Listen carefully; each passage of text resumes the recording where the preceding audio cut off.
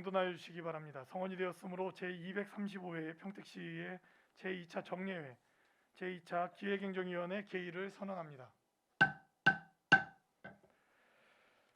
오늘 실시하는 2021년도 행정사무감사는 집행부 행정사무감사 사무 전반에 관한 실태를 정확히 파악하여 다음 연도 예산안 심사를 위해 필요한 자료와 정보를 획득하는 한편 행정의 잘못된 부분을 시정 개선함으로써 행정이 효율적으로 수행될 수 있도록 하는데 그 목적이 있습니다. 감사에 임하시는 관계공무원 여러분께서는 성실히 감사에 임하여 주시기를 당부드립니다. 또한 감사하시는 위원 여러분께서도 시민을 대표하여 하시는 감사인 만큼 원활하게 진행될 수 있도록 많은 협조를 당부드립니다. 그리고 위원님들께서는 배부해드린 서식에 감사에 따른 시정 및 조치 요구 또는 건의사항 등이 있을 경우 작성하셔서 오늘 감사가 종료되는 대로 제출해 주시면 제출된 자료를 반영하여 감사 결과 보고서를 작성하도록 하겠습니다. 그럼 감사를 진행하겠습니다. 지금부터 지방자치법 제49조 같은 법 시행령 제41조부터 제46조 평택시의회 행정사무감사 및 조사에 관한 조례에 따라 기획항만경제실 소관 2022년도 행정사무감사를 실시하겠습니다. 그러면 감사를 시작하기 전에 증인 선서의 취지와 관계 규정을 설명드리겠습니다. 증인 선서는 2022년도 행정사무감사를 실시함에 있어 증인으로부터 양심에 따라 숨김없이 사실대로 증언하겠다는 서약을 받기 위한 것입니다. 만약 증인이 허위 증언을 하거나 정당한 사유 없이 증언 또는 진술을 거부한 때에는 지방자치법 제49조 제5항 그리고 평택시의회 행정사무감사 및 조사에 관한 조례 제26조 및 제27조의 규정에 따라 고발 및 과태료가 부과될 수 있음을 알려드립니다. 그러면 선서의 요령을 말씀드리겠습니다. 선서는 증인 모두가 기립하고 이를 대표하여 기획항만경제실장님께서 자리에서 오른손을 들고 선서문을 낭독하시고 다른 증인께서는 오른손만 들어주시면 되겠습니다. 그리고 선서가 끝난 후에 서명날이 난 선서문을 기획항만경제실장님께서 취합하여 본 위원장에게 제출해 주시기 바랍니다. 그러면 선서를 해 주시기 바랍니다. 선서. 본인은 평택시의회가 실시하는 2022년도 행정사무감사와 관련하여 기획행정위원회에서 증언함에 있어 지방자치법 시행령 제46조 제6항 및 제7항 평택시의회 행정사무감사 및 조사에 관한 조례 제14조에 의거 양심에 따라 숨김과 보탬이 없이 사실 그대로 말하고 만일 진술이나 서면 답변에 거짓이 있으면 유증의 벌을 받기로 서약하고 이에 선서합니다. 2022년 11월 23일 기획항만경제실장 손정호.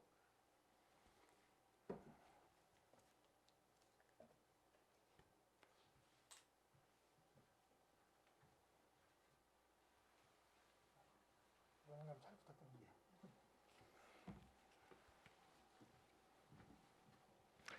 자리에 앉아 주시기 바랍니다. 실장님께서는 간부 소개에 이어서 2022년도 주요 업무 현황 및 행정사무감사 요구 자료에 대해서 중요 사항 위주로 보고해 주시기 바랍니다. 예, 기획항만경제실장 손정호입니다. 의정활동에 노고가 많으신 기획행정위원회 정일구 위원장님과 이종원 부위원장님을 비롯한 의원님들께 진심으로 감사의 말씀을 드리겠습니다. 보고에 앞서 기획항만경제실 간부 공무원을 소개드리겠습니다. 양혜육 기획예산과 기획팀장입니다. 이정열 기획예산과장은 운동 중에 부상이 있어서 병원에 입원 중이라는 말씀을 드리겠습니다. 김상철 항만수상과장입니다. 안녕하세요. 우정식 일자리 창출과장입니다. 임태종 기업지원과장입니다. 이재원 세정과장입니다. 문재홍 징수과장입니다. 기획항만경제실 소관 2022년도 업무 현황에 대해서 보고드리겠습니다. 자료 1쪽부터 8쪽까지는 기구 및 정원 등 일반 현황이 되므로 서면으로 보고를 대신하겠습니다. 먼저 기획예산과 소관입니다. 12쪽 시민만족 혁신행정 구현입니다. 시민이 실생활에서 체감할 수 있는 혁신행정을 목표로 연중 다양한 혁신 프로그램을 운영하고 있습니다. 올해로 4년째를 맞이하는 혁신 동호회는 전국에서도 우리시가 선제적으로 운영 중인 프로그램이 되겠습니다. 올해도 자율적으로 참여한 48명의 직원들이 다양한 연구 활동을 통해 12개의 혁신 정책을 제안하였으며 현재 정책 반영 여부를 부서별로 검토하고 있습니다. 또한 혁신 및 협업 경쟁 대회를 개최하고 다양한 인센티브를 제공해서 혁신에 대한 동기를 부여하고 우수 사례 공유와 조직 내부의 혁신 역량 강화를 위해 노력하고 있습니다. 아울러 제안제도 운영을 통해서 시민의 다양한 요구를 시정에 반영하기 위해서 노력하고 있다는 말씀을 드리겠습니다. 13쪽 평택시 통합재정안정화기금 운영입니다. 통합재정안정화기금은 탄력적이고 적극적인 재정 운영을 도모하고자 마련한 기금입니다. 다른 회계와 기금의 여유자금인 예수금 수익과 이를 운영함으로써 발생하는 이자 수입으로 조성되며 현재 조성액은 약 2,117억 원이 되겠습니다. 이 중 610억 원을 지역경제 활성화와 기반시설 사업 등의 융자금으로 지원하고 있습니다. 나머지 1,507억 원에 대해서는 시금고의 예치금으로 보관하고 있습니다. 2023년도에는 통합재정안정화기금에 예탁 중인 각 회계 및 기금의 고유사업 추진을 위해 예수금 중 원금 일부를 상환할 예정으로 올해보다 다소 줄어든 1,956억 원이 조성될 것으로 전망하고 있습니다. 다음 14조 수요자 중심의 법제 및 규제개혁 활성화입니다. 올해 소송 접수 건수는 139건으로 적극적인 법률 자문 지원을 통해 매년 줄어들고 있는 상황입니다. 현재 지난년도 2월 사건을 포함하여 157건이 진행 중이며 승소율은 79%가 되겠습니다. 또한 자치법규의 신뢰성과 안전성 확보를 위해 자치법규 146건을 정비하고 직원들의 법제 실무 역량 강화 교육도 실시하고 있습니다. 규제 해소도 적극적으로 추진해서 생활규제 86건을 발굴하고 중앙부처에 개선을 건의한 바 있습니다. 앞으로도 소송사건의 체계적인 관리와 책임 있는 소송 수행으로 승소율을 높이고 불합리한 자치법규와 규제를 지속적으로 발굴 정비하겠습니다. 15쪽입니다. 시정목표 실현을 위한 전략적 성과 관리입니다. 시정목표 실현을 위한 주요 핵심 사업 중심으로 이행과제를 발굴하고 대내의 평가를 성공적으로 추진하기 위해 관리하고 있습니다. 대내적으로는 통합성과관리와 읍면동 자치행정 종합평가를 실시하고 대외적으로는 지자체 합동평가와 경기도 시군 종합평가를 대비하고 있습니다. 전략적인 성과관리로 평택시 대내외 경쟁력 강화를 위해서 노력을 하겠습니다. 16쪽입니다. 변화하는 인구구조 대응과 적응 추진입니다. 저출산 고령화 사회에 대응하기 위해 4개 분야 99개 세부 사업별 시행계획을 수립 추진하고 다양한 공모사업도 진행하였습니다. 출생아에게 200만 원의 바우처를 지급하는 첫 만남 이용권 사업과 신중년을 위한 인생 이모작 지원센터 조성, 역량개발 사업 등을 추진하고 있습니다. 또한 1인 가구 지원 공모사업, 특화 광연 등 변화하는 인구 구조에 대응하기 위한 맞춤형 사업을 추진하고 있습니다. 또한 분기별로 인구정책 및 소식을 콘텐츠로 제작 홍보하여 시민에게 구체적이고 실질적인 정보를 제공하고 있습니다. 다음은 201쪽 항만수산과소관입니다. 맞춤형 전략 추진으로 평택강 물동량 증대를 위해서 노력하고 있습니다. 올 한 해 평택강 컨테이너 물동량은 러시아 우크라이나 전쟁, 코로나19 등의 어려운 환경으로 인해 전년보다 3%가 감소한 90만 TEU를 처리할 것으로 예상하고 있습니다. 평택항의 화물 유치를 위하여 상반기에 포워딩 등 25개 업체에 5억 원의 인센티브를 지원하였으며 12월에 11억 5천만 원을 추가 지원할 계획으로 있습니다. 신규 항로 개설에도 적극 노력하고 있습니다. 지난 9월 평택과 일본 간 신규 컨테이너 전기 항로를 개설하였습니다. 또한 항만 관련 업체와 기관 등을 대상으로 상시 TFA 현장 설매를 개최해서 평택항의 물동량 증대와 인지도 강화를 위해서 노력하고 있다는 말씀을 드리겠습니다. 202쪽입니다. 항만 배수로 친수시설 조성입니다. 본 사업은 신국제여객터미널 배후단지와 38번 국도 사이에 위치한 약 6.5km에 이르는 항만 배수로에 친수공간과 친환경적인 녹지축을 조성하는 사업이 되겠습니다. 총 사업비 309억 원을 투입하게 되며 평택항 배수로 정비 사업과 평택항 국민여가 캠핑장 조성 사업, 그리고 권관리 수변 친수공간 조성 사업 등 총 3개 섹터로 분할해서 진행하고 있습니다. 평택 항만 배수로 정비 사업은 금년 2월 기본 및 실시 설계 용역을 착수하였으며 2023년 3월 공사를 발주할 계획으로 있습니다. 국민여가 캠핑장과 권관리 수변 친수공간 조성 사업은 2020년 11월과 2021년 4월에 재착공하여 내년 3월 준공 예정으로 있습니다. 205쪽 권관항 노을힐링 어촌마을 조성입니다. 본 사업은 해양수산부의 어촌유질 300 공모 사업에 선정되어 추진하고 있습니다. 어촌어항의 현대화를 통해서 경제 활성화와 관광 네트워크 구축을 목적으로 추진한 사업이 되겠습니다. 총 사업비는 142억 원으로 어울림센터 건축의 행정 절차 이행과 관련해서 죄송합니다. 착공이 다소 지연되어 2023년 말까지 사업을 완료할 예정으로 있습니다. 207쪽입니다. 평택강 국제여객 터미널 주변 개발 사업입니다. 평택강 국제여객 터미널 주변 개발 사업은 신국제여객 터미널 배후 부지와 현 국제여객 터미널 부지를 활용해서 시민들이 쉽게 바다를 접하고 쾌적한 여가를 즐길 수 있는 친수 공간을 조성하는 사업이 되겠습니다. 2020년 7월부터 개발계획 수립 용역을 추진하고 있으며 시민 설문조사와 관련 단체 설명회를 진행하였습니다. 다음 달에 최종 보고회를 개최할 예정으로 있습니다. 평택항 활용 해양 안전 체험관 조성 사업은 총 사업비 44억 원을 투입하게 되며 신국제여객 터미널 배후 부지에 안보 전시관과 해양 안전 체험관을 조성하는 사업이 되겠습니다. 작년 3월 공모를 통해서 사업 시행 대상자를 선정하였으며 다음 달 중으로 실시 예약을 진행하도록 하겠습니다. 210쪽입니다. 어업인 맞춤형 수산사업 추진입니다. 본 사업은 총 사업비 10억 원을 투입해서 수산자원 조성과 생산성 증대를 위해 추진한 사업이 되겠습니다. 수산자원 조성을 위해 4억 원을 투입해서 해수면과 내수면에 높지 등 3종의 치어를 방류했습니다. 또한 수산물의 생산성 증대와 경쟁력 제고를 위해 질병예방약품 지원, 해양쓰레기 수거, 해양안전사고 예방 지원 등 19개 사업을 추진하고 있습니다. 미완료된 사업에 대해서는 조속히 추진하도록 하겠습니다. 262쪽입니다. 일자리 창출과 소관입니다. 노사민정 협력으로 안전한 노동환경을 조성하도록 하겠습니다. 지역 노사민정 활성화 사업을 추진하여 협력과 상생의 노사관계 구축을 위해 노력하고 있습니다. 안심하고 일할 수 있는 노동환경 조성을 위해 노동안전지킴이 사업과 서포터즈 사업 등을 추진하고 있습니다. 특히 올해는 신규 사업으로 현장 노동자 휴게시설 개선 사업을 추진하였습니다.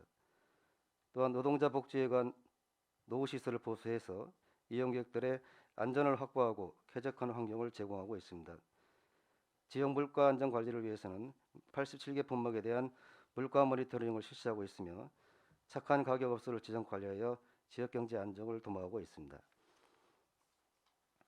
263쪽입니다. 미래인재 육성과 공공일자리 창출입니다. 올해 일자리 센터를 통해 9,425건을 알선해서 1,185명의 취업 성공을 연계하였으며 다양한 차용 행사를 개최해서 기업과 구직자의 만남의 기회를 제공하고 있습니다. 또한 청년에게 양질의 일자리를 제공하고 중소기업의 인력난 해소를 위해 지역 청년을 채용한 중소기업의 인건비와 고용장려금을 지원하고 있습니다. 계층별로 1,300여 명을 대상으로 공공일자리 사업을 추진하고 있으며 미래인재 육성과 안정적인 청년 일자리 제공을 위해 4차 산업인재육성 직업훈련 등 2개 사업과 청년 창업지원센터를 운영하고 있습니다. 자금력과 당구력이 부족한 청년 창업자에게는 특별 보증을 통해 창업 기반 구축을 지원하고 있습니다. 264쪽입니다. 골목상권 활성화와 소상공인 경쟁력 강화입니다. 2022년에는 골목상권 활성화와 소상공인의 경쟁력 강화를 위한 사업을 집중 추진하였습니다.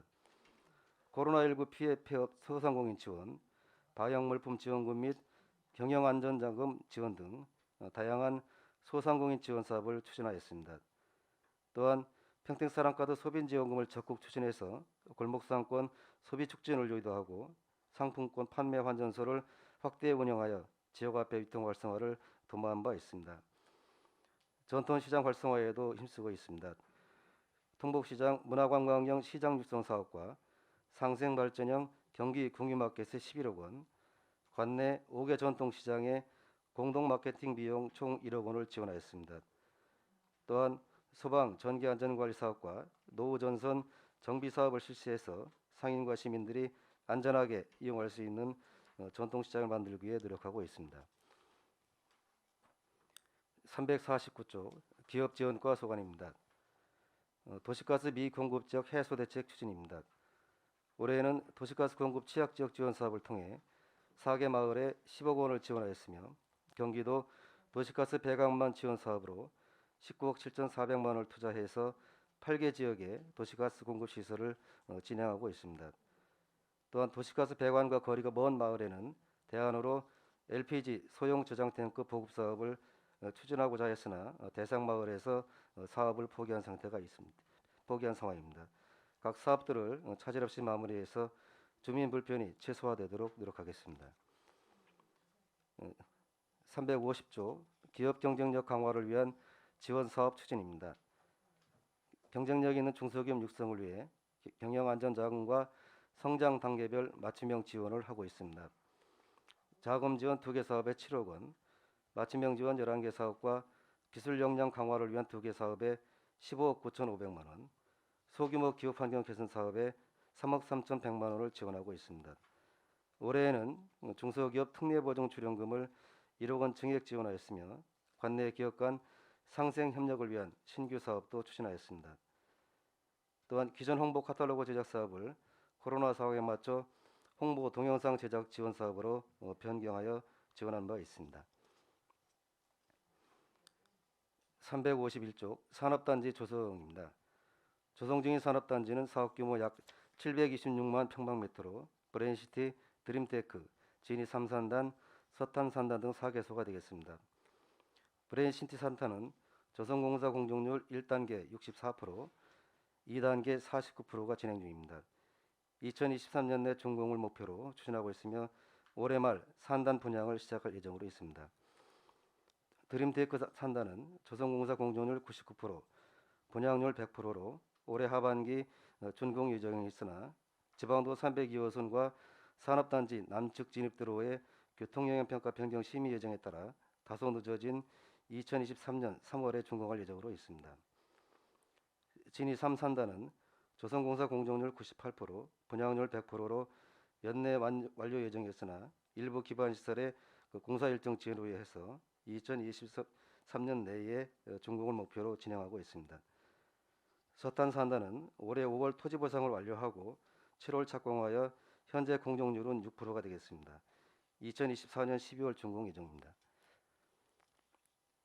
계획 중인 산업단지는 사업 규모 460만 평방미터로 첨단 복합산단, 자동차 클러스터, 진이 테크노밸리, 하북산단, 서탄 2산단 등 총 5개소가 되겠습니다. 첨단 복합산단은 단계별 사업 추진에 따라 1단계는 실수요자 개발 방식으로 산단 관련 인허가 절차를 진행 중에 있으며 2단계는 민관 합동 개발 방식으로 사업 시행자 참여에 대한 다각적인 방안을 검토 중에 있습니다. 1단계는 2025년, 2단계는 2027년 사업을 완료할 계획으로 있습니다. 자동차 클러스터는 2021년 11월 민간 사업자 공모 재공고를 진행해서 2022년 4월 우선 협상 대상자를 선정하였습니다만 민간 사업자의 과도한 이익을 제한하기 위해 도시개발법이 개정됨에 따라 사업 추진이 지연되고 있는 상황입니다.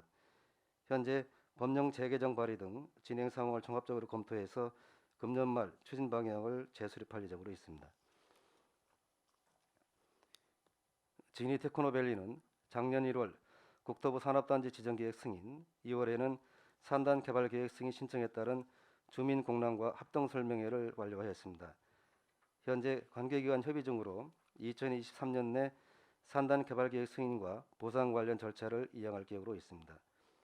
하북산단은 사업 시행자 선정과 공업 물량 배정이 완료되어 2023년 상반기 산업단지 지정계획 승인과 개발계획 승인 신청 등을 통해서 신속하게 사업이 추진될 수 있도록 준비하고 있습니다.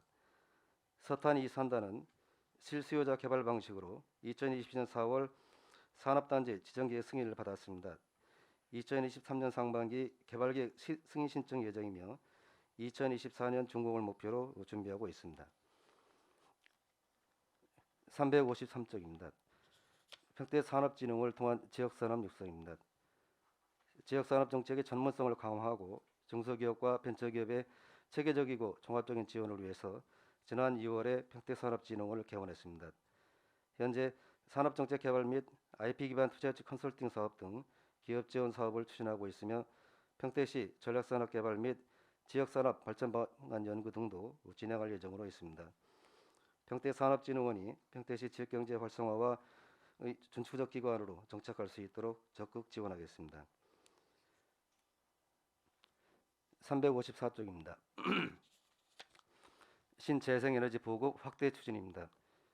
융복합 지원 사업은 도시가스 공급 취약지역 5개 읍면에 태양광, 태양열, 지열 등 3종 에너지원을 이용한 신재생에너지 설비를 확대 보급하는 사업이 되겠습니다. 국비 14억 원을 포함한 총 사업비 29억 원을 투입해서 378개소에 진행 중에 있습니다. 320개소는 시공 완료하였으며 58개소는 연내 준공할 예정으로 있습니다. 한국에너지공단 국비 지원 사업과 연계한 주택 지원 사업은 관내 단독주택의 태양광 설비 보조금을 지원하는 사업이 되겠습니다. 올해 100개소를 설치 완료하였으며 보조금을 순차적으로 지급하고 있습니다. 다음은 452쪽 세정과 소관입니다. 안정적인 과정으로 지방세입 목표액을 달성을 하겠습니다. 2021년 평택시 지방세 징수액은 1조 4천억 원을 넘어섰으며 경기도 내 세입 규모 6위로 안정적인 세입 확보를 통해서 지방세 목표 달성을 위해서 노력하고 있습니다. 금년 지방세 목표액은 1조 4,473억 원으로 9월 말 현재 목표액 대비 92.5%인 1조 3,394억 원을 징수하였습니다. 남은 기간 동안에도 철저한 과세자료 정비와 누락세원의 발굴을 통해서 목표액 초과 달성을 위해서 최선을 다하겠습니다. 453쪽입니다. 납세자 중심의 공감세정 운영입니다. 납세자와의 소통 강화로 세무 불편 관행을 개선하고 모바일 중심의 세정 환경을 조성해서 납세자가 편하고 만족할 수 있는 세정 서비스를 제공하겠습니다. 늘어나는 셀프 등기 수에 발맞춰 시청 누리집을 리뉴얼하여 부동산 셀프 등기와 지방세 실시간 상담 코너 등을 개설하고 있습니다. 평택시 지방세 알림이, 지방세 카카오톡 간편 납부 서비스 등 스마트폰을 활용한 세정 서비스도 이제 확대하고 있습니다. 마을 세무서와 선정 대리인제들을 운영해서 본익보호 활동에도 적극 노력하고 있다는 말씀을 드리겠습니다. 509쪽 징수과 소관입니다. 신속한 체납 징수 활동을 통한 재정 건전성 확보입니다. 체납 정리 목표액을 지방세 220억 원, 세외 수입 130억 원, 총 350억 원으로 설정했습니다. 금년 9월 말 현재 지방세는 181억, 세외 수입은 80억 원을 징수하였습니다.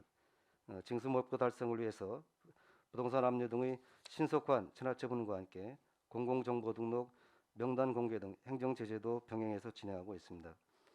체납관회들을 운영해서 소액 체납자들을 대상으로 맞춤형 징수 활동을 추진하고 생계형 체납자들은 복지부서와 연계해서 경제적 위기 극복을 위한 행정 지원도 병행해서 진행하고 있다는 말씀을 드리겠습니다. 510쪽입니다. 공정세정 구현을 위한 세무조사 추진입니다. 금년 정기 세무조사 목표 100개 법인 중 9월 말 현재 75개 법인을 조사하고 88억 원을 추징하였습니다. 기획 세무조사도 3개 분야를 추진해서 23억 원을 추징한 바 있습니다. 지방세 안내 책자를 제작 배부해서 많은 기업의 지방세 업무 담당자가 관련 법령을 연찬해서 사전에 성질 신고 납부할 수 있도록 안내하고도 있습니다. 앞으로도 택지 및 도시개발 사업자 등 대형 건축물에 대해서는 중점적인 현지 조사 등을 실시해서 탈루되는 세원이 최소화될 수 있도록 노력하겠습니다. 이상으로 기획항만경제질서관 업무 현황에 대한 보고를 마치겠습니다. 감사합니다.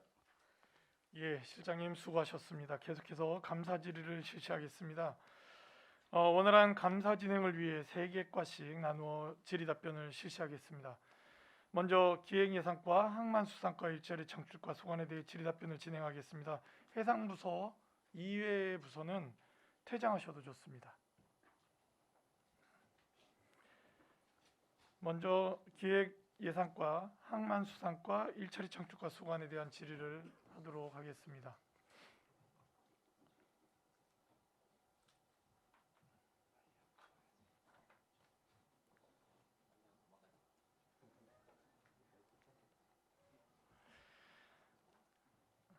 자, 그러면 질의하실 의원님 거수로 신청해 주시기 바랍니다. 예, 이종원 의원님 질의해 주시기 바랍니다.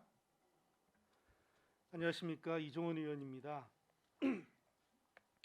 행정사무감사 자료를 준비하시느라 고생하신 손정호 기획항만경제실장님과 과장님, 팀장님, 주무관님들께 고생 많으셨다는 말씀 드리고 싶습니다. 불용액 발생 사유 중에서 국고보조금 같은 경우에는 용도에 맞게 사용한 후에 보조금 정산 잔액을 반납을 해야 되죠.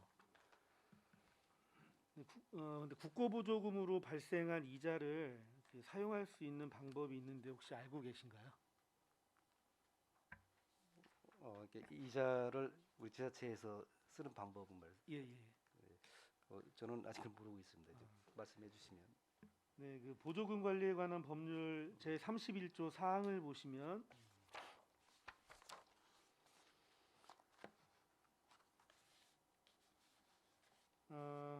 지방자치단체장은 해당 보조사업의 원래 목적을 달성하고 자체 노력으로 예산을 절감한 경우에는 그 초과액을 반환하지 아니하고 해당 보조사업의 목적과 유사한 사업에 사용할 수 있다라고 되어 있습니다. 보조금 관리에 관한 법률 시행령 제13조의 2를 보시면 자체 노력으로 예산을 절감한 경우란 다음 각호의 경우를 말한다. 1호 새로운 기술 또는 공법을 적용하여 사업비를 절감한 경우, 2호 원래 예정된 공정 및 집행 방법을 개선하여 사업비를 절감한 경우, 3호 일상 업무 추진 방법을 개선하여 정상적 성격의 경비를 절감한 경우, 그리고 4호도 기획재정부 장관이 정하는 경우 이렇게 나와 있는데, 자체 노력으로 예산을 절감한 경우에는 반환을 하지 않고 해당 보조 사업의 목적과 유사한 사업에 전용해서 사용할 수 있다라고 명시가 되어 있습니다. 근거가 있기 때문에 제 생각에는 지방자치단체 예산성과금 운영규칙 제12조 1항 1호 남목에 의해서 이런 경우에는 예산성과금을 좀 지급할 수 있는 근거가 있다고 좀 보여집니다. 또한 예산 절감으로 재정 확보에 기여를 했기 때문에 이제 재정 확보에 따른 가점도 이제 담당 팀장님이나 담당자에게 부여할 수 있을 것 같습니다. 그래서 해당 실국소에서 이 재정 확보 부분에 기여한 담당 팀장과 담당자에게 인센티브를 부여한다면 이 부분을 조금 더 효과적으로 저희가 재정 확보를 하는데 쓸 수 있을 것 같습니다. 예, 그러니까 좋은 의견 말씀해 주셨고요. 공통적으로 이제 그 가능한 부분이 이제 함축을 하면 혁신으로 해서 이제 추진했을 경우에 그거를 통해서 절감된 부분에 대해서 전환해서 사용할 수 있다라는 그걸 좀 이해를 하고 있습니다. 그래서 그런 부분에 대해서 이제 우리가 혁신 노력을 실제적으로 적용할 수 있도록 노력을 하겠다는 말씀을 드리고요. 한 가지 이제 이자 부분에 대한 부분은 이제 그거하고는 구분을 해서 우리가 접근할 필요가 있다라고 생각을 하고, 그래서 그거는 이제 반납하는 부분은 이자는 지금 다 반납을 하고 있는 상황인데 각 사업비 전용하는 거하고는 이제 구분이 좀 필요하다고 생각을 하고요.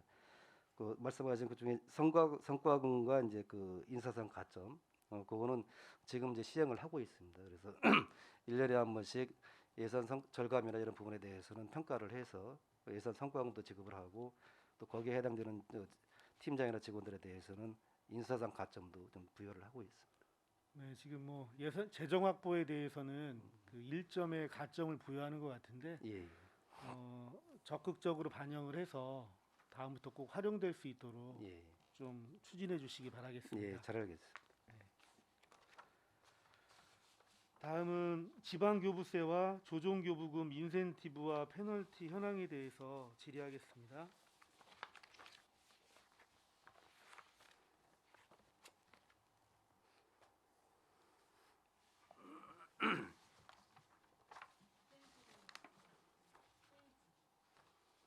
체계.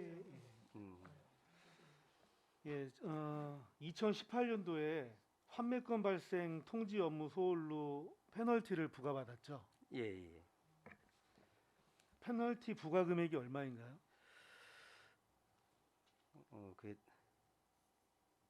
70 정확한 금액은 제가 확인은 못했는데 그 상황은 제가 이해를 하고 있습니다. 페널티 부과 금액이 22억 예, 20 정도 됩니다. 그래서 이 통지 업무 소홀로 인해서 혹시 토지주에게 피해가 있었나요? 이게 이제 그 배다리 저수지 주변에 이제 그 개발과 관련된 사항인데 이제 거기에 이제 협의 매수를 한 상황에서 그쪽에 개발 사업이 진행되다 보면 개발 사업이 진행이 되면 원 토지주한테 이제 이 환매권이 있다라는 것을 통지를 해야 되는데 통지를 미실시를 하는 바람에 이 거기에 대한 이제 그 구상권이 발동이 돼서 이제 우리가 예산으로 해서 이제 그 다시 지급을 한 사례가 있었습니다. 그래서 그거에 대한 이제 페널티가 이제 나온 거. 이게 그런 업무 소홀 때문에 저희가 22억이라는 보통교부세를 저희가 페널티를 받게 된 겁니다. 그래서 앞으로는 이와 유사한 사례가 나오지 않도록 꼭 신경 써서 처리 부탁드리겠습니다. 예, 잘 알겠습니다. 지방교부세 같은 경우에는 21년도부터 그러니까 2018년, 19년, 20년도에는 일부 그래도 인센티브가 있었는데 21년도부터는 인센티브가 거의 없습니다. 이 실적이 없어진 이유가 무엇인지 좀 궁금합니다. 이게 교부세 이제 인센티브는 아까 이제 그 모두에 이제 위원님 말씀하신 것 같이 어떤 혁신성 같은 게 있을 때 이제 인센티브를 많이 부여를 해주는데, 근데 그 지금 말씀하신 그 연도에는 이제 그런 부분에 대해서 이제 좀 혜택을 좀 덜 받은 부분입니다. 결국은 혜택을 덜 받았다는 얘기는 이제 그런 부분에 대한 노력이 우리가 좀 부족했 부분이 좀 있었다라고 좀 이해가 되고요. 아까 이제 그 우리가 혁신에 대한 거를 이제 말씀을 드렸습니다. 그래서 그런 노력을 좀 더 해나가도록 하겠습니다. 예, 그 조정교부금 같은 경우에는 2020년도에 경기도 재난 기본소득 추진으로 인해서 29개 시군에 인센티브를 부여한 52억 외에는 최근 5년간의 실적이 없죠. 그러니까 지금 조정교부금을 받은 실적은 많은데 지금 말씀하신 거는 이제 추가로 예, 인센티브를 인센티브 받은, 말씀- 인센티브를 예. 받은 거는 말씀을 하신 거고요.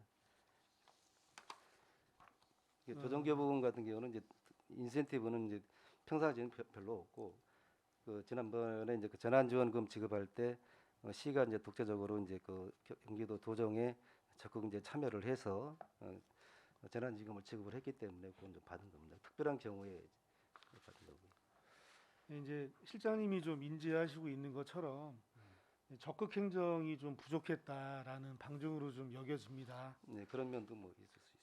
그러니까 우리 시의 정책 목표에 따라서 이제 적극 행정을 통해서 인센티브를 좀 받고 좀 더 긍정적인 평가를 받는 우수한 지자체임을 좀 증명해 보였으면 좋겠습니다. 네, 좀 더 노력을 하겠습니다. 2023년도에는 좋은 성과를 거둘 수 있도록 이제 구체적 항목에 대해서 예를 들어서 뭐 체납세 징수라든지 어떤 이런 부분을 특정해서 인센티브 달성 계획을 수립하면 좀 좋겠다라는 생각이 듭니다. 그래서 막연하게 어떤 추상적으로 하지 말고 어떤 항목을 정해서 저희 정책 목표에 맞다면 그것을 달성해서 이런 인센티브도 좀 부여받을 수 있는 기회가 좀 예, 알겠습니다. 있었으면 좋겠다라고 생각합니다. 예. 가능하시겠습니까? 예, 좋은 의견 말씀해 주셨고요.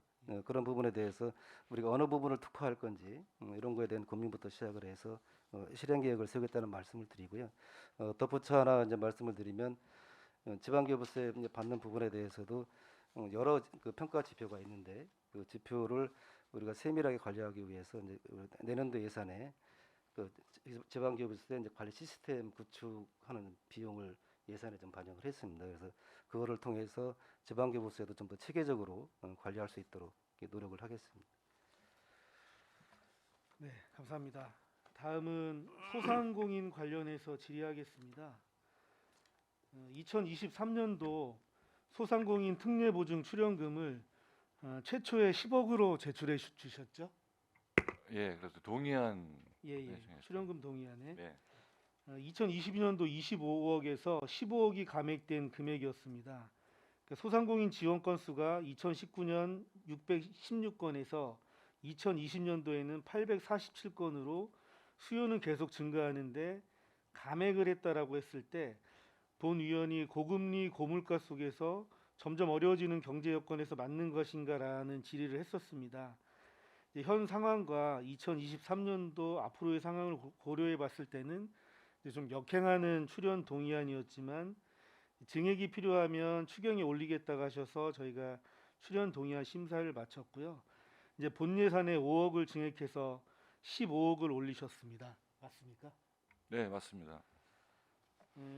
이제 불과 몇 달 전까지 소상공인으로 생활한 본 의원은 이제 이 소상공인에 대한 지원이 정말 얼마나 절실히 필요한지를 잘 알고 있습니다. 우리 시가 소상공인을 위해서 얼마나 노력하고 있는지 한번 확인해 보겠습니다. 평택시 소상공인 보호 및 지원에 관한 조례에 의해서 신용보증기관으로부터 특례 보증을 받을 수 있죠. 네. 특례 보증을 받게 되면 해당 조례 10조와 11조에 의해서 무엇을 더 지원받을 수 있습니까? 특례 보증이라는 게 이율이 다소 좀 약간 좀 적을 수는 있고요. 어떤 신용도 일반 금융권보다 어떠한 신용도가 좀 낮아도 아니요, 그 네. 조례에 10조와 11조의 지원 근거를 말씀드리는 겁니다. 조례가 지금 제가 준비가 안 돼 있어가지고요. 네. 특례 보증을 받게 되면 10조에 의해서 신용 보증 수수료 지원도 가능하고요. 11조에 의해서 이자 차액 보전 지원도 가능합니다. 근데 우리 시는 조례를 제정하고 나서 이자 차액 보전이나 신용 보증 수수료 지원 중에 어느 하나라도 지원을 해준 사실이 있습니까? 저희가 이제 아까 말씀드린 것처럼 금리가 시중 금리보다 0.8% 정도 수준의 낮은 금리를 적용하고 있습니다. 아니 그러니까 이자 차액 보전이나 신용 보증 수수료 지원을 해준 적이 있냐고요, 저희 시가. 예, 2차 보전 지원은 저번에 이제 민생경제 그 토론일 때도 좀 말씀을 드렸지만 아직 소상공인한테까지는 안 했었고요. 이제 취약계층에 대해서는 그렇게 실시한 바가 있었습니다. 정말 필요한 제도가 이자 차익 보전하고 신용 보증 수수료라고 저는 보여지거든요. 경기도 내 6개의 지자체를 확인해 보니까 이자 차익을 2% 정도 보존해 주는 곳이 5군데가 있습니다. 그리고 신용 보증 수수료도 뭐 최초에 뭐 1회차를 지원해 주는 데도 있고 여러 가지 다양한 방법으로 지원을 해 주고 있습니다. 진짜 어려운 이 시기에 소상공인한테는 이런 이자 차익 보전 같은 거는 굉장히 정말 필요한 지원 방법입니다. 특례 보증하고 더불어서 이자 2차 보전 지원과 신용 보증 수수료 지원도 저는 반드시 좀 필요하다라고 생각합니다. 예, 그 지금- 의원님 말씀대로 공감을 하고요. 지난번에 민생경제 대책 보고회 때도 이제 말씀을 드렸습니다만 말씀해주신 이 사항도 저희들이 면밀히 검토를 해서 민생경제 관련돼서 이제 우리 1회 추경 때 적극적으로 검토하는 그렇게 하겠습니다. 네. 예산 추계를 세우셔서 추경에 꼭 반영해 주셨으면 정말 좋겠다라는 말씀 드리겠습니다. 그리고 또 하나는 자료에 대한 부분인데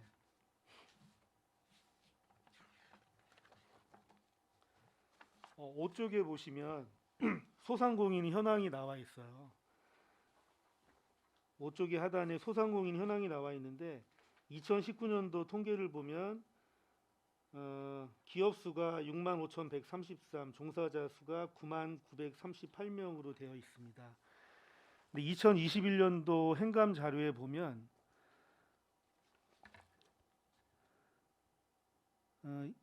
굉장히 이 차이가 좀 많이 나요. 그러니까 현재 22년 자료는 소상공인 시장 진흥공단 통계를 사용했고 2021년 행감 자료에는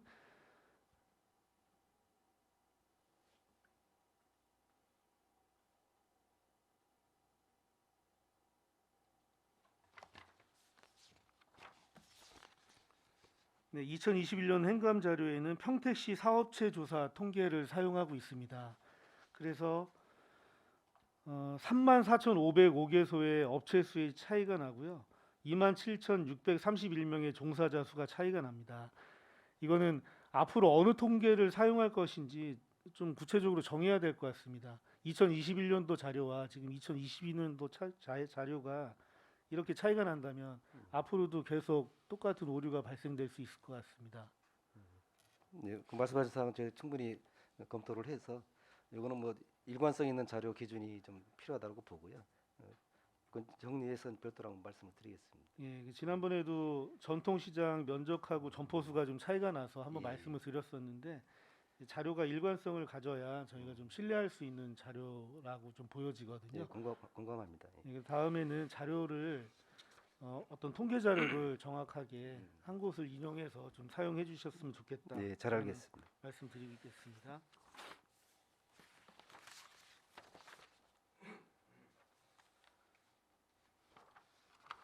다음은 마지막으로 그 2021년도 행감에서 이윤아 의원님이 지적하신 제한 제도에 대해서 다시 한번 질의를 좀 하지 않을 수가 없습니다. 우리 시는 여전히 높은 시민 참여율로 2021년도에 총 412건이 접수되었습니다. 근데 채택 건수는 7건, 불과 2%밖에 되지 않습니다. 2%도 일반 제한인 것이고 공모 제한은 채택된 건이 한 건도 없습니다. 이게 맞습니까? 예, 그 현황은 맞고요. 근데 이게 계속 나오는 지적 사항인데 왜 이렇게 개선이 되지 않고 있는 거죠? 예전에 보니까 그 채택할 만한 내용이 그렇게 많지 않다라고 하는데 여전히 그런 건가요? 예, 보통 이제 저는 이 부분에 대해서는 뭐 전에 기획팀장부터 해서 이제 오랜 기간 접해 왔었고요. 뭐 지금도 실장으로서 또 그 평가위원으로도 들어가 있고, 근데 그 제안했을 때 내용을 주시는 부분이 이제 좋은 제안도 있습니다만 대부분은 이제 아이디어 수준이라든가 아니면 이제 그 작은 단편적인 부분에서 어떤 생각 이런 부분들이 많기 때문에 일차적으로 이제 부서에서 검토를 할 때 이거는 정책화하기는 좀 시간이 많이 필요하거나 아직 좀 검증이 안 된 이런 부분들이 많기 때문에 채택률은 상당히 적고요. 근데 저희들도 이제 그 시민 참여를 좀 더 확대하기 위해서 그렇지만 이 제안한 내용에 대해서 좀 더 우리가 전향적으로 검토를 해서 좀 포상도 좀 확대를 하자 이렇게 접근을 하고 있습니다만 현실적으로는 한계가 있습니다. 그래서 이 평가도 일차적으로는 각 국의 주무팀장들이 실무 평가를 합니다. 하고 또 그거를 위원회에서 또 평가를 하고 심지어는 주무팀장들이 평가한 것 중에서도 또 구제할 수 있는 것, 좀 채택할 수 있는 게 있나라는 부분에서 그거를 또 재심사하는 경우도 있고요. 그렇지만 이제 아직은 그 제한한 비율에 대해서 채택할 수 있는 게 상당히 크지는 않습니다. 근데 안내는 많이 하고 있지만 이제 의원님 말씀대로 저희들이 좀 더 적극적으로 검토를 해서 또 많은 사람이 참여를 하고 또 고품질의 제안이 나올 수 있게끔 좀 노력은 하겠다는 말씀을 드리겠습니다. 네, 그럼에도 불구하고 2%는 정말 너무나 좀 낮은 수치가 아닌가라는 생각이 들어요. 건수로 봐도 7건이면 예. 412건 중에 7건이면 좀 너무 채택이 안 된 게 아닌가. 건수로 왜냐하면 비교하면 그렇습니다. 노력상이나 차관상 같이 어떤 제안자의 노력에 이제 성과에 힘을 실어주는 그런 채택 제안도 있고 또 그리고 불채택 제안에 대해서도 그 예산의 범위 내에서 어떤 기념품도 제공할 수 예, 있습니다. 그런 부분들은 저희들이 적극적으로 하고 그래서 있습니다. 뭐 아이디어 수준에 그칠 수 있고 많이 부족할 수는 있지만 그런 참여를 많이 유도하기 위해서 뭐 노력상이나 차관상 같은 경우는 제가 알기로 한 30만 원 정도 수준인 거로 알고 있거든요. 그래서 조금 더 확대를 하면서 그런 참여를 지속적으로 유지를 해 나가야 되지 않을까라는 말씀 말씀하신 부분은 저희들이 좀 더 고민을 하겠고요. 이제 한 가지 이제 첨언해서 말씀을 드리면 제안이나 이런 거 할 때 이제 그 직업적으로 하시는 분들이 또 있습니다. 이거는 이제 현황하고 상관이 없는 건데 이제 이분들은 각 지자체별로 제안 사항을 계속 이렇게 던져서 그 채택이 되면 그 상금을 이렇게 또 타는 이런 형태의 이제 제안자들도 있는데요. 물론 그런 제안도 뭐 충분히 채택할 만한 사항이라고 하면 우리가 이제 받아들여야 될 부분이라고 생각을 하고 이 사항은 이제 참고적으로 말씀을 드렸습니다. 예, 뭐 더 많은 참여와 예. 어떤 이 제도의 정착을 위해서 좀 더 많은 관심과 노력을 당부드리겠습니다. 예, 잘 알겠습니다. 이상으로 질의를 마치도록 하겠습니다. 예, 이종원 의원님 수고하셨습니다. 위원님 그 원활한 회의 진행을 위해 잠시 정리하고자 하는데 이의 있으십니까? 이의가 없으므로 10분간 정회를 선언합니다. 되었으므로 감사 속계를 선언합니다. 계속해서 질의답변을 진행하겠습니다. 질의 있으신 의원님? 예, 최재형 의원님 질의해 주시기 바랍니다. 네, 기획항만 경제실장님 이하 관계 공무원 여러분들 그 행감 준비하느라 노고가 많으십니다. 예. 그리고 우리 시의 컨트롤 타워 역할을 맡으시면서 굉장히 고생이 많다고 말씀을 드리겠습니다. 3페이지 그 행정 소송 현황을 좀 보겠습니다. 그 일반 현황 자료에 보면 행정 심판하고 행정 민사 소송 처리 건수 중 패소 건수가 30건, 그다음에 조정이 21건 이렇게 있는데, 이게 승소율이 보면은 행정 심판은 64.4%, 행정 소송은 46%, 민사 소송은 40%입니다. 근데 그 14페이지에 있는 22년 이제 10월 30일 기준 승소율 자료를 보면 여기는 이제 뭐 좀 승소율이 한 79% 정도 차이가 나는데, 이게 제가 계산한 게 좀 틀린지. 예.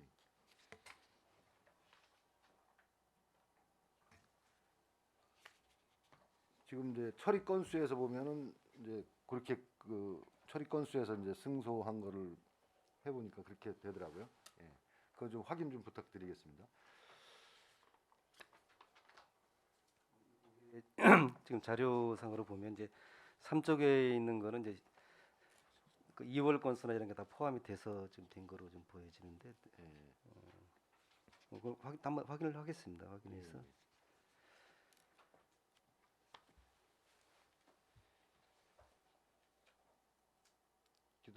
그리고 그 189페이지 그 자료를 보면 거기에 있는 또 이 그 자료하고 좀 차이가, 이거하고 좀 틀리더라고요.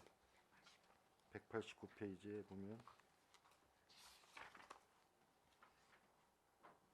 예, 거기 보면 이제 그 189페이지는 이제 그 기간 기간, 예, 감사 그 정해놓은 기간에 있는 그 네. 현황이니까 그거는 예. 다를 수가 있어요. 다를 수, 이거는 뭐 전체 그럼 그 누적된 건가요? 예, 예.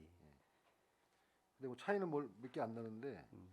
행정 소송 같은 경우 뭐 25개고 여기는 23개고 뭐 이렇습니다. 예, 근데 예. 이거 좀 확인을 좀 부탁드리고요. 그다음에 지금 저희가 소송에서 이게 이제 소송에서 이제 뭐 저희 그쪽 그 뭐 민원인 측이나 그쪽에서 이제 소송하는 게 있을 거고, 그다음에 시에서 소송하는 게 있을 거고, 그렇지 않습니까? 그 예. 비율이 어느 정도 됩니까? 통상적으로는 민원이 제기하는 경우가 상당히 많은 상당히 거고요. 많죠. 예. 민원인 제기하는 경우가. 이 보면 이제 소송에서 이제 승소율이 이제 채 절반도 안 되는데, 집행부에서 좀 뭐랄까 좀 너무 규제를 한다거나 과잉 행정을 해온 것이 아닌가라는 생각이 들거든요. 소송 이전에 이제 시에서 좀 적극적으로 조율하고 해결하는 노력을 하는 게 맞다고 생각하는데, 어떻습니까, 현실은? 예. 예, 뭐 좋으신 말씀이시고요. 일단은 뭐 이 승소가 목표는 아닌 거거든요. 일단 민원의 입장에서 그분들의 고충이 어떤 거에 대한 건지 이제 파악해 보는 게 이제 중요한 거고, 또 그 이해하려고 하는 노력도 좀 필요하다고 보고요. 다만 이제 행정에서는 이제 원칙과 기준이 있으니까 거기에 맞춰서 접근을 하고 있는 상황인데, 이제 그 아까 이제 그 현황은 제가 좀 확인을 해서 말씀을 드리겠지만, 이제 지금 현재 승소율은 70%가 넘는 거로 제가 넘는 이해를 걸로 하고, 나와 있더라고요, 하고 있는 자료에. 건데, 이게 저희들이 이제 그 건수가 좀 승소율이 높아지는 이유가 이제 그 자문 부분이나 이런 부분을 좀 더 적극적으로 하고, 그래서 소송 대응에서도 좀 더 적극적으로 지금은 하고 있거든요. 그래서 승소율이 높아진다라고 좀 보고 있는 건데, 이제 의원님께서 이제 우려하셨던 부분이 이제 아까 이제 그 현황의 차이 때문에 이제 좀 그런 부분이 있었는데요. 그 현황 저희들이 체계적으로 관리를 하고, 또 승소에 대해서도 이제 적극적으로, 또 다만 그분들 민원인들의 입장은 어떤 건지에 대한 또 살펴보는 것도 같이 병행해서 이렇게 진행을 하도록 하겠습니다. 네. 지금 그 행정소송이 이게 계속 증가하는 추세인가요? 어떤가요? 그 해마다 좀. 예, 지금 뭐 그 민원의 분야가 다양해지기 때문에 이제 그 건수는 뭐 늘어난다라고 볼 수가 늘어난다고. 있고요. 그런데 다만 이제 그 관리하는 거는 이제 좀 더 우리가 유리하다고 하면 좀 그렇지만 좀 더 체계적으로 관리는 하고 있다는 말씀드리겠습니다. 이걸 또 이 소송이나 이런 걸 통해서 이제 소요되는 비용도 좀 늘어날 거고 예, 그렇죠. 예. 이런 건 추후에 자료로 한번 예, 그거는 좀 확인을 해서 좀 말씀드리겠습니다. 이게 뭐 무조건 소송이 능사가 아니라고 생각합니다. 예, 그렇습니다. 하고 예, 좀 그 민원인 입장이나 그 애로사항을 좀 충분히 소통하면서 적극 예. 행정을 통해서 예. 사전 예방, 그러니까 소송을 사전에 예방할 수 있도록 좀 최소화해 주시고 좀 신경 써주시기 예, 바라겠습니다. 뭐각 부서에도 같이 공유를 해서 네, 네. 그렇게 대응하도록 하겠습니다. 네. 그다음에 그 14페이지에 그 마을 변호사 운영하는 게 있더라고요. 226건 법률 상담 지원을 226건 했는데 이게 보니까 2020년도에는 이 마을 변호사 운영 모범 지자체로 인정받아가지고 법무장관 표창까지 받으셨더라고요. 예.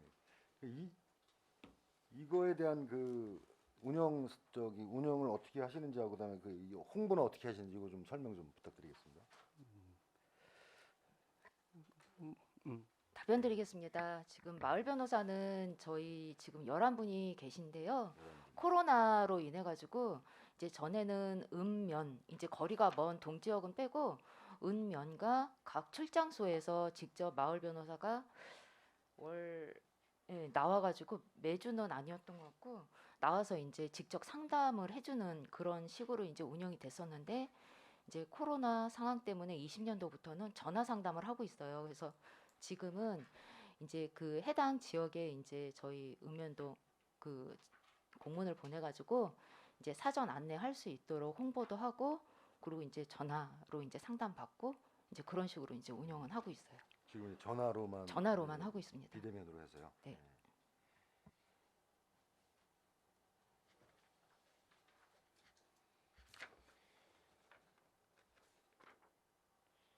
이게 굉장히 좀 좋은 제도라고 지금 생각을 합니다. 지금 이런 법률 이제 사각지대에 놓인 이런 어려운 계층이나 그다음에 뭐 잘 또 이런데 전문이 아니니까 이 굉장히 난해하고 뭐 심지어는 뭐 저희한테까지 민원이 들어와가지고 어떻게 뭐 요청도 하고 하는데 이런 부분을 좀 시에서 적극적으로 홍보도 좀 많이 하고 그다음에 읍면동별로 뭐 좀 홍보를 한다든지 해가지고 좀 홍보가 제대로 되고 많이 좀 활용할 수 있었으면 좋겠습니다. 예, 잘 알겠습니다. 지금 마을 변호사뿐만 아니라 이제 저희 새 정부 부분에서 네, 세무사도 또 예, 있고 마을 그렇고, 세무사도 마을 이제 세무사도 운영을 하고 있습니다. 있습니다. 그래서 네, 말씀하신 그것도, 대로 네. 그 민원의 사각지대가 없게끔 예, 예. 저희들이 좀 세심하게 살피도록 하겠습니다. 좀 적극적으로 이 부분하고 마을 세무사 이런 부분은 적극 홍보하셔가지고 해줬으면 감사드리겠습니다. 그다음에 페이지 23페이지 그 기금 현황에 대해서 잠깐 질문 좀 드리겠습니다.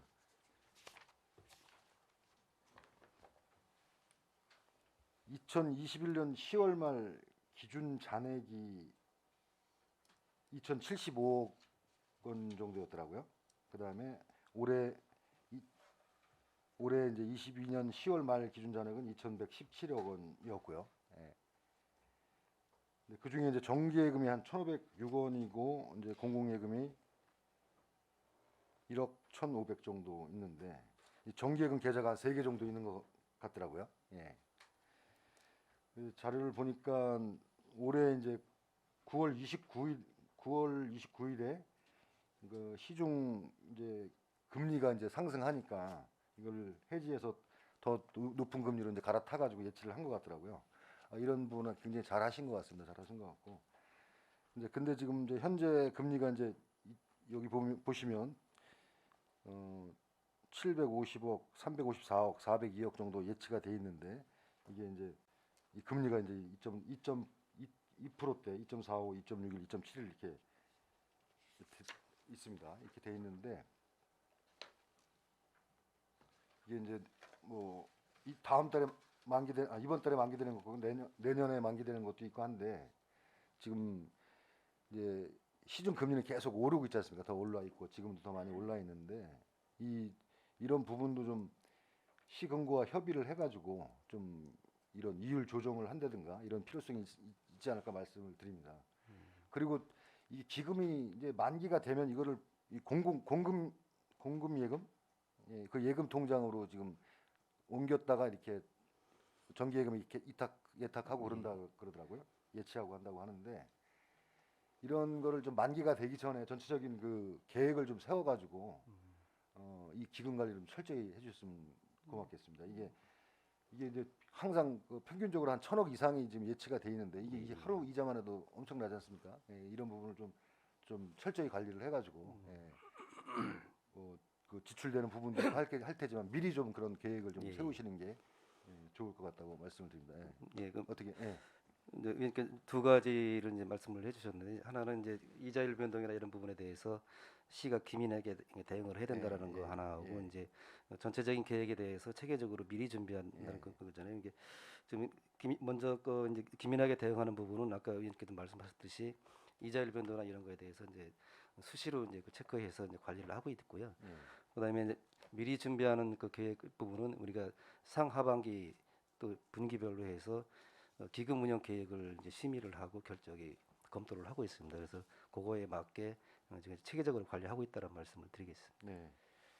그리고 이 자료를 보면 이게 지금 작년 자료하고 중간에 막 공백이 있더라고요. 이게 그러니까 전년도 행감 자료하고 이렇게 비교를 해보면 예.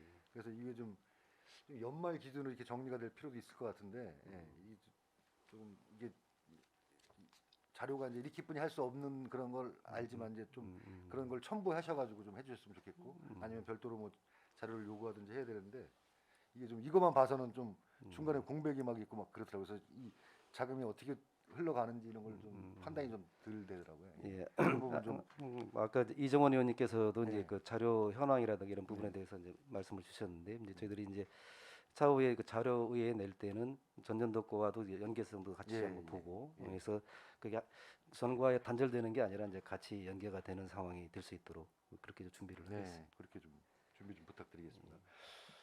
그다음에 다음은 그 190페이지 그 출산율 현황 및 개선 대책 좀 보겠습니다. 그쪽에 보면 지금 평택시 그 합계 출산율이 이제 21년 기준으로 이제 1.03, 경기도가 0.8오고 이제 전국 평균이 0.81입니다. 이거보다는 지금 높아가지고 굉장히 뭐 다행스럽지만 계속해서 이제 그 연도별로 보면 이제 좀 감소하는 추세더라고요. 예. 그래서 이제 정부에서도 이제 여러 가지 출산 대책들을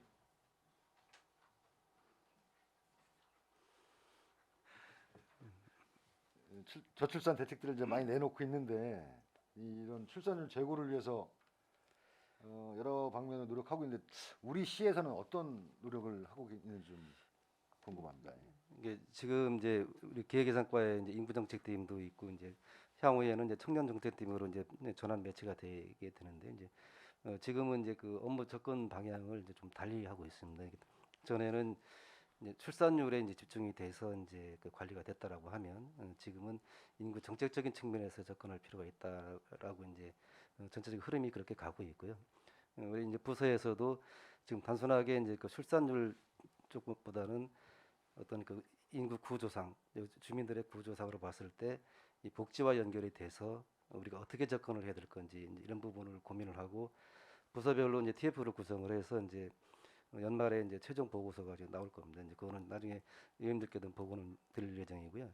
또 우리 시 같은 경우는 이제 다행히 출산율은 의원님 말씀대로 경기도 전국보다 높습니다. 또 유입률도 상당히 우리 높은 편이고요. 그래서 타 지자체에 비해서는 그 인구 부분에서는 좀 걱정은 좀 덜하긴 하지만 이거는 뭐 삼성이라든가 어떤 이런 부분이기 때문에 이게 계속 상시적인 요소라고 볼 수는 없고 어떤 특정 기간 내에 이제 그런 거기 때문에 장기적인 관점에서 우리가 어떻게 접근을 해야 될 건지 이런 것도 좀 고민을 하고 있다는 말씀을 드리겠습니다. 네. 우리 시에서도 이제 여러 가지 고민하고 노력을 예. 많이 하고 있는 거로 알고 있습니다. 알고 있고 그런데 이제 지금 또 우리 다자녀 가정들이 있지 않습니까? 예. 다자녀 가정들에 대해서 이제 우리가 좀 많이 지원을 해줘야 될 것 같은데 어떤 지금 시에서는 뭐 별도로 지원하는 그런 것들이 뭐 지금 복지파트에서 이제 다자녀에 대해 지원을 하는데 이제 재작년에 이제 그 관련된 그 조례까지 제정을 해서 이제 다자녀 가정에 대해서 수당도 더 지급을 해주고 또 거기에 이제 어떤 혜택되는 부분을 같이 하는데 이제 그게 아직은 뭐 충분한 단계라고 볼 수는 없을 겁니다. 이제 전체적으로 양육 그 환경이 이제 좀 더 이제 어려워지기 때문에 그래서 지금 복지 파트에서 그 부분에 대해서 고민을 많이 하고 있고요. 또 그런 고민한 사항이 이제 우리 인구 전개의 그 사업 프로젝트에도 이제 같이 포함이 돼서 지금 관리가 되고 있다는 말씀을 드리겠습니다. 네. 지금 그 뭐 타 지자체나 이런 데 좀 사례를 좀 예. 보시든지 해가지고 우리 다자녀 가정들을 좀 지원을 해주고 이래야지 또 출산율도 예. 더 낳고 할 거 아닙니까? 그런 걸 통해서 좀 그 지원 방안, 다자녀 가정들 지원 방안 같은 걸 좀 발굴해 주시고 대책을 좀 세워주시기 바라겠습니다. 그리고 그 아빠 육아휴직 장려금 관련해서 계속적인 이제 민원이 발생되고 있는데 이 조례가 지금 20년 9월에 제정이 되었습니다. 근데 지원 실적이 한 번도 없더라고요. 그리고 조례에 보면은 지금 장려금 지원 등 해가지고 통상임금의 100%까지 50만 원 한도 내에서 6개월간 차등 지급한다 이렇게 돼 있습니다. 그 장려금 지원에 육아휴직 장려금 지원에 관한 조례에 보면 그 다음에 그 고용보험법 뭐 시행령 특례자는 그 3개월 급여를 지급받은 후 4개월부터 6개월간 지급받을 수 있다 뭐 이렇게 조례가 돼 있는데 왜 이게 실적이 하나도 없는지 좀. 네, 요 사항이 이제 그 의원 발의를 해서 이제 제정이 네. 돼서 이제 된 건데 이제 시행을 이제 그 검토하는 과정에 이제 그 제한과 기준 그 부분이 이제 현실적으로 좀 장애되는 부분이 많이 있어서 네. 그래서 지금 그 이 조례에 대해서 시행을 하려고 하면 이제 어떻게 해야 될 건지에 대한 그 기준을 다시 지금 얼마 전까지 이제 검토를 했습니다. 그래서 제가 그 내년도 방향에 대해서 이제 어제 엊그저께 결재까지 했는데 그 기준을 너무 그 고용법 쪽에 치우치다 보니까 지자체 접근하기가 상당히 어려운 거예요. 그래서 이 부분을 유연하게 갈 수 있는 부분을 그래도 검토를 해서 1차적으로 조례 개정 작업을 먼저 할 거고요. 그러고 나서 그 이후에 이제 우리 재정상과 연결을 줘서 어느 정도까지 이제 그 지원을 해야 될 건지 이제 그것도 다시 준비를 할 거고요. 근데 다만 이제 그 저희들이 우려가 하는 부분은 이제 그 육아휴직을 하는 선택하실 수 있는 분들과 하고 싶어도 못 하시는 분들과의 어떤 그 차이, 거기에 우리가 어떻게 접근을 해야 될 건지 고민이 어떻게 보면 작은 고민은 아니거든요. 이게 통상적으로 부부가 같이 공부를 할 때 어느 한쪽이 육아휴직을 하고 할 때는 그 선택할 수 있는 뭐 여유라고 하면 좀 그렇지만 또 그런 입장이 될 수 있는 분들과 또 절박하지만 또 육아휴직을 할 수가 없는 사람들, 그럼 이 한쪽을 지원하는 부분에 대해서 우리가 어떻게 해야 될 거냐. 이제 이러한 고민도 지금 좀 하고 있습니다. 그래서 지금 시행이 올해 당장의 시행은 좀 어렵다는 말씀을 드리고요. 그런 부분에 대해서 우리가 좀 개선 방안을 좀 찾아서 그렇게 접근을 하겠습니다. 네. 이런 지원을 이렇게 뭐 여러 가지 고민과 그런 게 검토가 필요하시겠지만 이렇게 이런 지원이 그나마 그래도 마음 놓고 애를 낳을 수 있고 출산율을 그 향상시키는데 제고하는데 좀 도움이 될 거라고 생각합니다. 그러니까 어려운 점이 있겠지만 좀 살피셔가지고 좀 발굴해 주시기 바랍니다. 그 정책을. 네, 잘 알겠습니다. 네.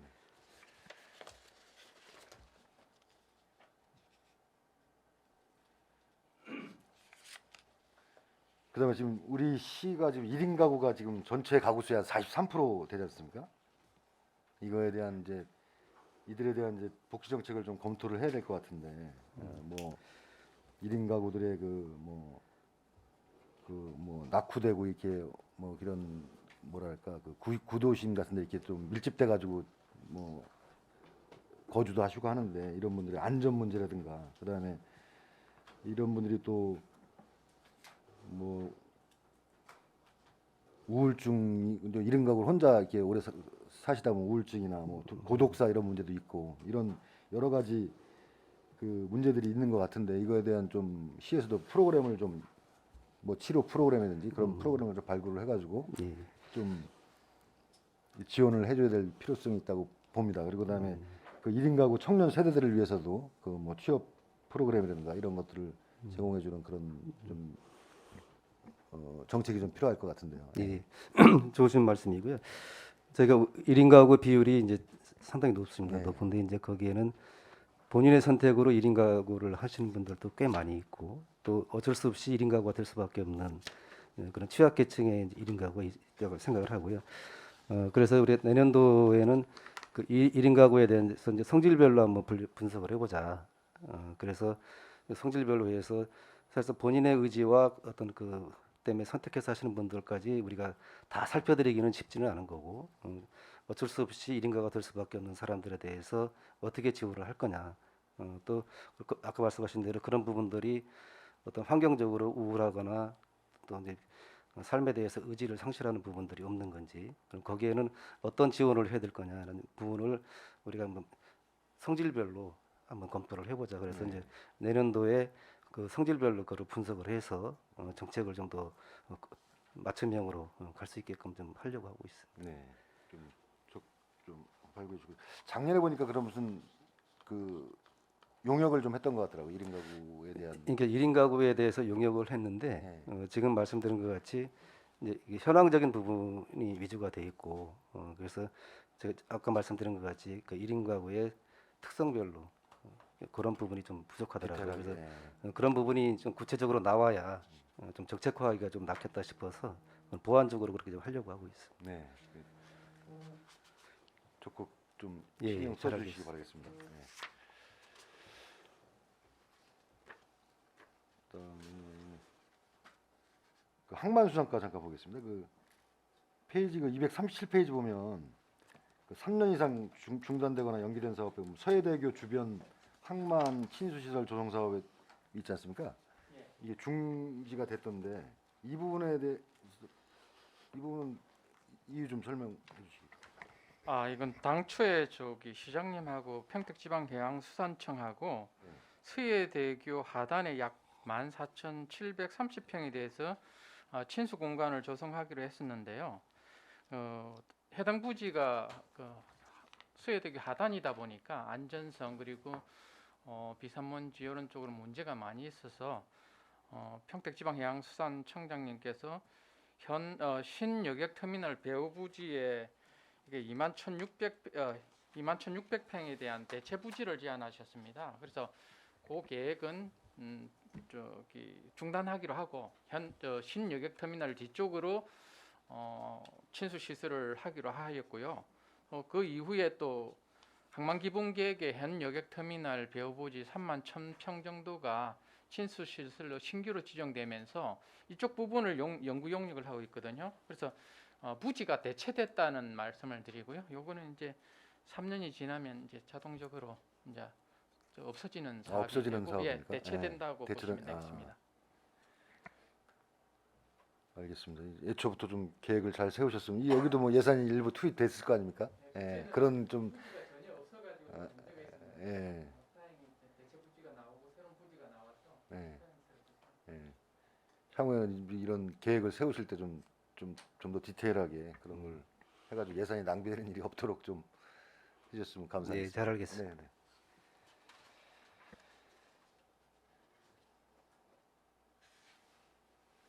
그 일자리 창출과 그 국도비 보조금 집행 내역을 보면 그 지역 공동체 일자리 사업하고 뭐 청년 중소기업 채용 지원 사업 등 해가지고 집행 잔액이 한 40% 이상 나왔습니다. 예. 이게 올 연말까지 다 사용할 수 있는지 궁금하네요. 이 국도비 268페이지 의원님 말씀하시는 예, 거지. 예, 예. 그 항목이 사업이 이제 많다 보니까 실제로 사업이 완료돼서 집행이 잔액이 발생된 게 있고요. 네. 그다음에 아직 이제 진행 중에 있는 사업도 있습니다. 이제 이번 12월이 말이 돼야 사실 정확한 원인은 파악될 것 같습니다. 그럼 12월 말 올 연말까지 다 사용을 안 해도 이제 뭐 2월에서 이렇게 하면 문제 없는 건가요? 그 여기 이제 사업 중에 이제 네. 인건비성의 사업, 지역 공동체 일자리 사업 같은 경우는 이제 인건비 성격이기 때문에 10월, 11월, 12월에 이제 아직 인건비가 지급이 안 됐잖아요. 이제 네. 그 부분이 이제 남아 있는 수치고요. 그 사업 성격은 이제 완료된 거는 이제 집행 잔액으로 보시면 될 거예요. 그 사용을 못하면 이제 반납해야 될 그런 예, 것도 있는 거고. 예, 예.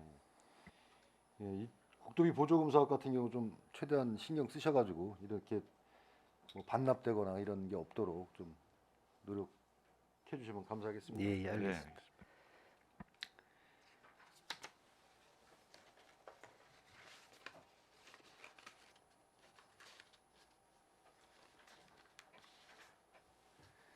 그 지역 사랑 상품권이 작년에 유통된 게 종이형이 200억 원, 카드형이 952억 원 맞습니까? 이게 264페이지? 예, 264페이지에 보시면 예, 지류형이 200억 발행된 거 맞습니다. 예, 지류형 200억에 예. 카드형이 952억 예. 이렇게 좀 발행됐죠.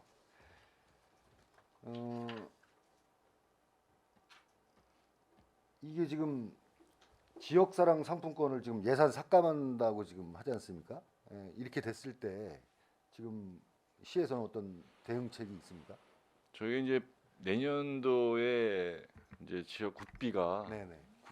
이제 7천억 정도 규모였었는데 이제 전액 삭감됐다가 예, 예. 아마 지금 소위원회에서 다시 한 5천억 정도는 이제 다시 살리는 걸로 내부 검토가 된 걸로 알고 있어요. 네. 저희가 이제 내년 본 예산에 이제 지역화폐 관련되는 예산을 여기에다가 올렸을 때는 국비가 이제 지원 안 되는 전제 하에 올려 있는 상태였고 네. 그 예산이 이제 국비가 지원 안 됐을 경우에는 한 현재 금년 수준으로 진행된다면 아마 5, 6개월 정도 되면 다 소진될 거로 생각됩니다. 다만 다행스러운 거는 이제 국비가 다시 이제 확보가 된다 하고 하니 도에서도 이제 도비도 이제 채워야 될 거고 다시 이제 그거에 관련 계획이 아마 내려올 것으로 예상됩니다. 그렇다면 아마 내년도 금년 수준에 준하는 수준으로 이제 발행될 것으로 예상하고 있습니다. 아, 금년 수준은 될 것 예. 같습니다. 추가적으로 말씀을 드리면 예. 일차적으로는 이제 그 국비 지원이 없는 상태에서 이제 지금 나가기 때문에 내년도에는 이제 할인율 조정에 대해서도 저희들이 이제 고민을 할 부분이고요. 또 소비 지원금에 대해서 지금 예산안에 이제 40억이 올라가 있지만 요 지급 시기에 대해서도 할인율 조정된 부분과 이제 같이 연계를 해서 이제 어느 시기에 이제 하는 게 좋을 건지 이런 것도 같이 이제 연계해서 검토를 하고 있고요. 전체적인 상황은 이제 국비 상황이 이제 확정이 되면 조정이 되겠지만 일단 지금 현재 상황에서는 안 된 거를 가정을 해서 지금 말씀드린 거 가지고 그렇게 좀 운영 협의에서도 그렇게 논의가 됐고요. 그럼 내년 그 소비 지원금이 지금 작년에 110억 정도 예, 예산을 세웠었죠? 예, 하반기에 이렇게 하반기에 됐습니다. 예, 하반기에만 그런 건가요? 그렇습니다. 작년 8월 12일부터 시작한 거니까. 예. 그렇죠. 110억 원. 그다음에 이게 이제 인센티브 지급하는 게 10% 이제 그게 있고 이랬을 때 이건 뭐 내년에도 이거 전년 올해하고 유사하게 그렇게 될 수 있다. 지금 그런 말씀이죠. 예. 이게 사이즈는 변동될 수밖에 없다. 이제 그 말씀도 드리고요. 지원하는 율은 예, 예. 예. 알겠습니다. 그 지금 그 정부에서 그 지원되는 그런 상황 잘 살펴가지고 이런 예산에 좀 굉장히 호응도도 좋았고 시민들한테 도움이 많이 됐던 사업인데 이게 좀 차질 없이 진행될 수 있도록 좀 신경 써주시기 바라겠습니다. 예, 예, 알겠습니다. 네, 이상 질의 마치겠습니다. 예, 최재형 의원님 수고하셨습니다. 위원 여러분, 그 원활한 회의 진행과 중식 시간을 갖고자 잠시 감사를 중지하고자 하는데 위원 여러분 이의 있습니까? 이의가 없으므로 1시 30분까지 감사 중지를 선언합니다.